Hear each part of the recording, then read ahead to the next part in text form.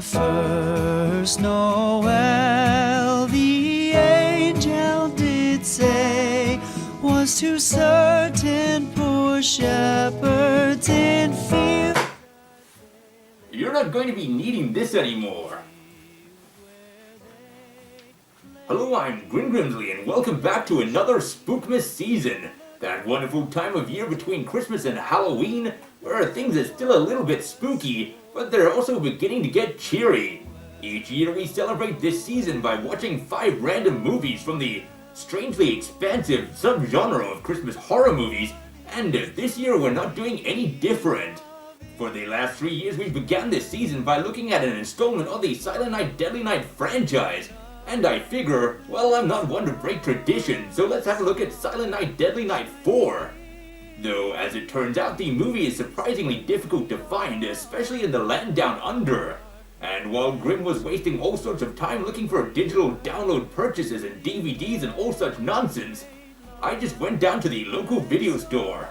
And so, without any further ado, let's take a look at Silent Night Deadly Night 4 Initiation.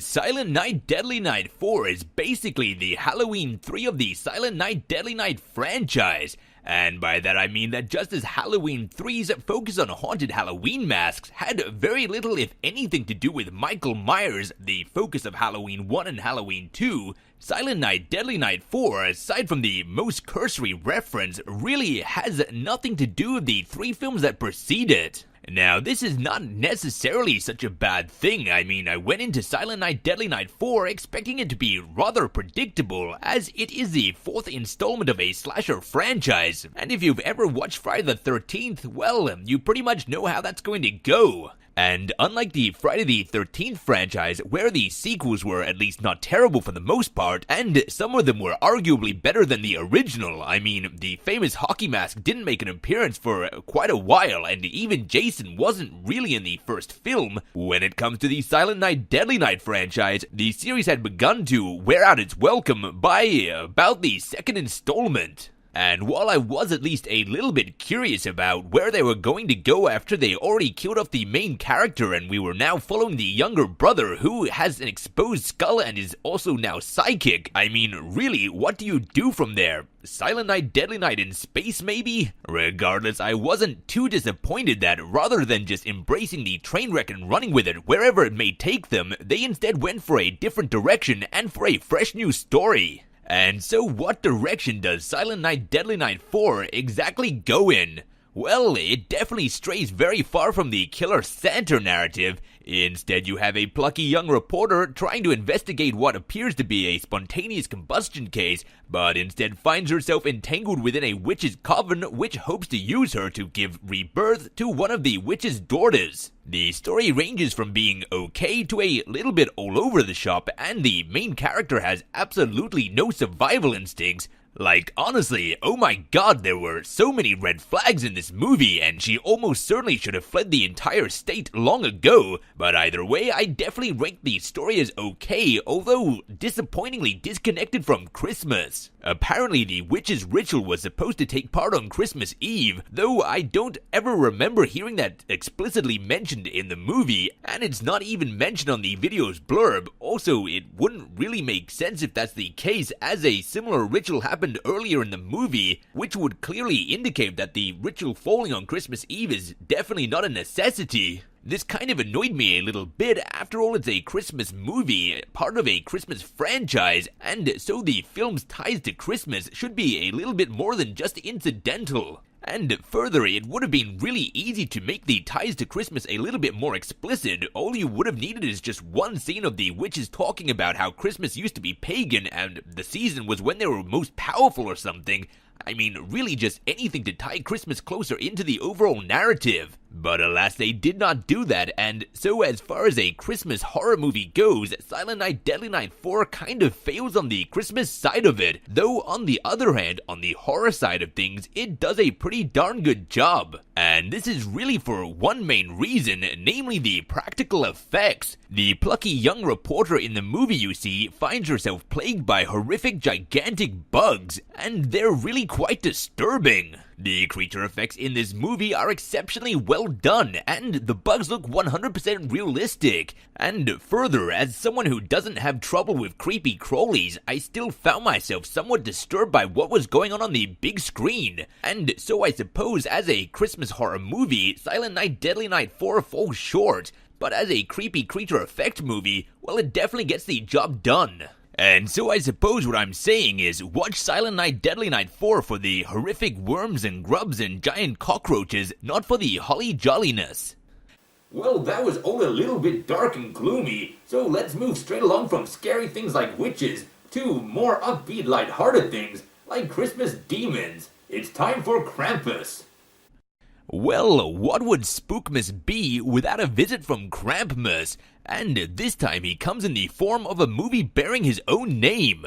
For those of you who are celebrating Spookmas for the first time, Krampus is basically Santa Claus's evil twin brother, or as this movie puts it, his dark shadow. And while this is not the first film to include Krampus, whose name I realize up until now I've been mispronouncing, it is one of the best ones I've seen so far. He has, of course, previously made appearances in Rare Exports and, to some degree, in Christmas Sleigh, and I'm sure we'll see him now in many, many more Christmas horror films as, if nothing else, the subgenre of Christmas horror films is ravenously willing to take strong inspiration or blatantly copy films that preceded it. I mean, apparently there are already 7 films containing Krampus, 2 of them preceding this one, and that list doesn't even include the 2 films I already mentioned. And so I've got a pretty good feeling that Santa's evil twin demonic brother will likely be the slasher-style killer Santa of the 2010s. But now let's get back to talking about the film in question, Krampus 2015. Firstly, the film has a great cast, especially for a Christmas horror film, which is usually, being a subgenre that is largely made up of independent films, reliant rather heavily on amateur actors who, being amateur actors, are obviously lacking the experience that comes from being a pro. However, in the case of Krampus 2015, the film is starring Adam Scott from Parks and Recreation, David Koechner from Anchorman, Alison Tolman from Fargo, and Conchata Ferro from... well, so many comedy films and TV shows that I'm not even going to try to name them. They, as well as every other character that makes up the cast, do an amazing job, and it really is a team of actors where there is no weakest link. Although, on the other side, unfortunately the characters they're portraying are just not that great. Just all of the characters, except maybe Adam Scott's, are completely unlikable, and while I understand that it's important for the plot for them to be so, it's just kind of unpleasant to watch them and difficult to root for them or really care what happens to them.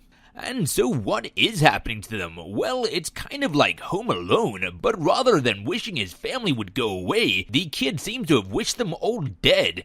And so this year, Santa's not coming, but instead, of course, his evil twin demonic brother Krampus. The entire town is frozen over, and basically everyone is dead as sad collateral damage of this child's whimsical wish. All that's left to be done is for Adam Scott and the rest of his annoying family to hold up in their house and fight off Satan's own answer to the wet bandits. Some hilarity ensues and some horror ensues, but an uneven distribution of them both. It kind of feels like it wasn't until the editing stage of this film that they decided whether or not it was going to be a horror or a comedy, and realizing that it wouldn't really make it as either, went for a horror comedy at the last moment. The tone and mood of this film is really all over the place. As far as which one feels more out of place, I'd definitely say it's the comedy. The film is, for the most part, a straight-up horror movie, and yet occasionally they break the tension or the action they've so carefully built with an awkward, out-of-place joke. I really do wish they had just gone as a straight-out horror film, because the horror elements of the movie are excellent.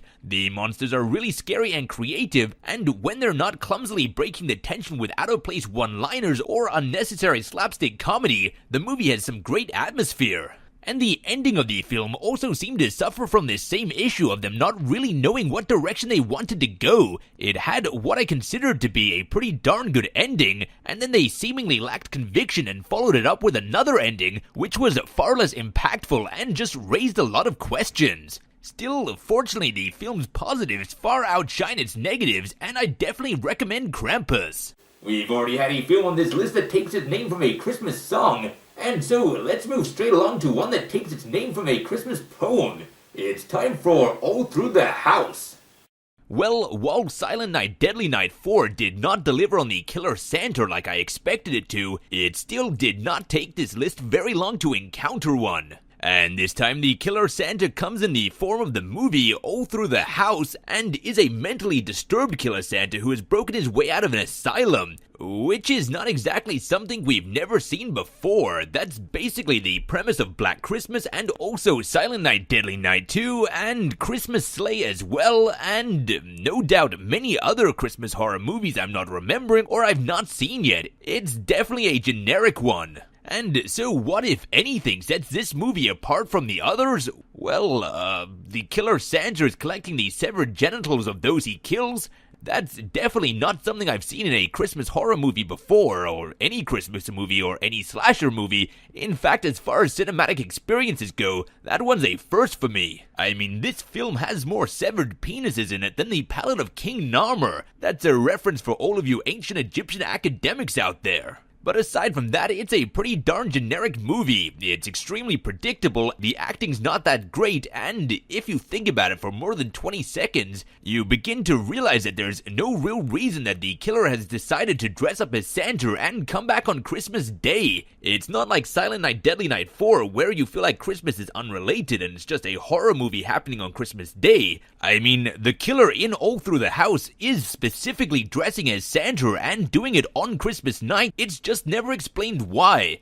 And some of you who have seen the film might be jumping up and saying, but the crazy old lady is also super into Christmas, that totally explains it. But no, I know what you're thinking, but it does not explain it because the crazy old woman's obsession with Christmas is also never explained. And so, All Through the House, it's just a generic mashup of many things we've seen before with a bunch of gore in it.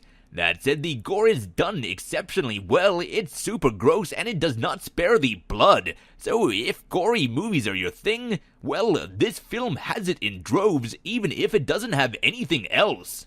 Also, before we move on, this movie tries to cram in so many horror tropes that at the start, before anything goes wrong, the first girl we're shown wakes up in a start as if she's had a horrific nightmare. It's not like there's a loud noise or anything, and we've not been shown what she's dreaming, she just wakes up like that. I thought it was kind of weird and just wanted to mention it. Let's move on. And what would be the Spookmas season if nobody ripped off of the original Christmas ghost story by Charles Dickens? Well, in the case of this film, Silent Night Dead Night, probably a little bit better.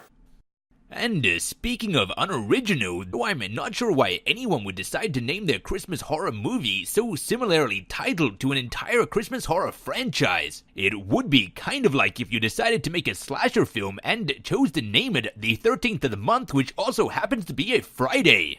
Although in the film's defense, the end credit crawl of the movie gives it the far more appropriate title Scrooge in the Hood and lists its release as 2011, so maybe just the copy I have of it was renamed down the line somewhere. But as I said, Scrooge in the Hood, the film's more likely title, is definitely the more appropriate one, as this movie is a reimagination of A Christmas Carol in which Scrooge is a drug-dealing pimp for some reason. Unfortunately, this film neither sticks close enough to A Christmas Carol to be a faithful adaptation, nor does it change enough to be an interesting reimagination. In a sense, it's kind of like Baz Luhrmann's Romeo and Juliet, in that I don't know what it was trying to achieve or why the film exists. I think maybe a reimagination of A Christmas Carol in which Scrooge is a gangster could possibly conceivably work. However, unfortunately, this film lacks the budget, creativity, or talent to really pull it off to any degree. It really doesn't have any real redeeming qualities, with the writing being bad and all jokes falling short, the acting being terrible. I mean, you can often see actors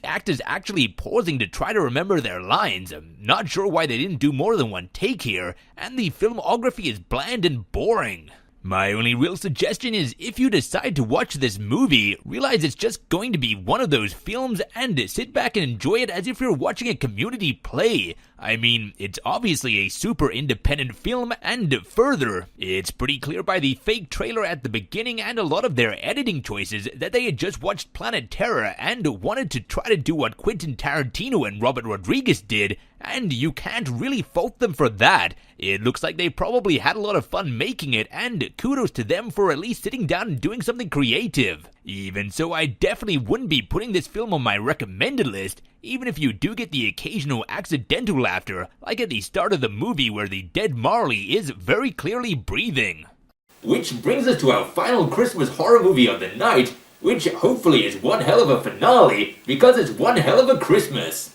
One Hell of a Christmas from 2002 is basically like Ant-Man, where if rather than becoming Ant-Man after being released from jail, Scott Lang instead decided to do a bunch of magical heroin that was stolen from the devil himself and then proceed to murder a hooker. And interestingly enough, this film does not end with its protagonist being invited to join the Avengers, which I think stands testament to the butterfly effect. It's kind of amazing how changing small things in your life, like not meeting a scientist and having no redemption arc whatsoever, and instead deciding to do magical heroin and kill people, can really change your life's trajectory. Although admittedly, that said, it does change it a little bit less than I had expected, as while the protagonist of One Hell of a Christmas certainly does not become a superhero, he does, while, as I said, having absolutely no redemption arc, still gets off pretty much scot-free at the end. And so what is the story? Well, the main character is released from jail, meets up with his criminal friend, swears he's going straight because he has to be a good role model for his young child, and then he and the friend who has recently stolen a magical claw from Satan, who is also bizarrely Santa Claus, uses Satan's Santa Claus to make some black cocaine. They then indulge in it and call a hooker over. The main character, not the criminal friend, and this is important, proceeds to, during the night, unknowingly kill the prostitute. Then the friend leaves to secretly sleep with the main character's not ex-wife? I think they're still married, but they're not together anymore. But either way, the friend is definitely secretly doing it behind the main character's back. And while the unfriendly friend is away, Satan's Santa Claus is magically making household items, and also the dead prostitute come alive and torment him. And then Santa/Satan shows up and drags the friend to hell, giving the main character a happily ever after. Why I bothered to mention this plot in such detail is I think it's kind of required for me to properly illustrate just how bad the ending of this film truly was. It's basically done as if the friend is dragged to hell because he's such a bad person, and the main character is not only spared but rewarded, as he's just sort of a wrong place, wrong time, heart of gold kind of character. But this is simply not the case. The main character, just like the friend, knowingly and unquestionably takes part in the taking of the black magical Satan cocaine and the hiring of the prostitute. But even more importantly, it was the main character, not the friend, who actually killed the prostitute, and then he once more joined the friend in burying the body. Now, granted, after doing so, the main character felt remorseful over the incident where the friend didn't, but surely remorse alone should not guarantee you the happy ending. And then even further, the happy ending itself raises so many questions, as he ends up with the wife and everything is roses. But this is the same wife who only scenes earlier was secretly sleeping with the main character's best friend, which makes me wonder, did Satan/Santa change the entire world and now she's faithful to him? Or is this the same wife who's been nagging him the entire movie while also secretly and hypocritically sleeping behind his back? Because of this, I find it hard to recommend the film. It's not a great movie in the first place, and when the ending is just so frustratingly strange, it leaves you somewhat unsatisfied. That said, on the positive side, the drug dealer character was somewhat entertaining, and also the scenes in which the main character were fighting household objects that came to life were completely out of place in the movie, and were stylistically different, and sort of felt like they stopped the movie in its tracks. They were, at the very least, extremely slapstick and definitely entertaining. Though in the end, I think you'd probably be better off just putting on a Bing Crosby Christmas album in the background and watching Ant-Man. Thanks for watching, and if you are looking for a spooky film to watch this Spookmas season, while I do think that some films from the previous years were better, this year's 5 weren't exactly the cream of the crop, I do still suggest Krampus and Silent Night Deadly Night 4 as worthwhile watching. And so if you are looking for a spooky Spookmas screening this spooky Spookmas season, then I highly suggest you head down to your local video store. and pick up a copy of Krampus and Silent Night Deadly Night 4.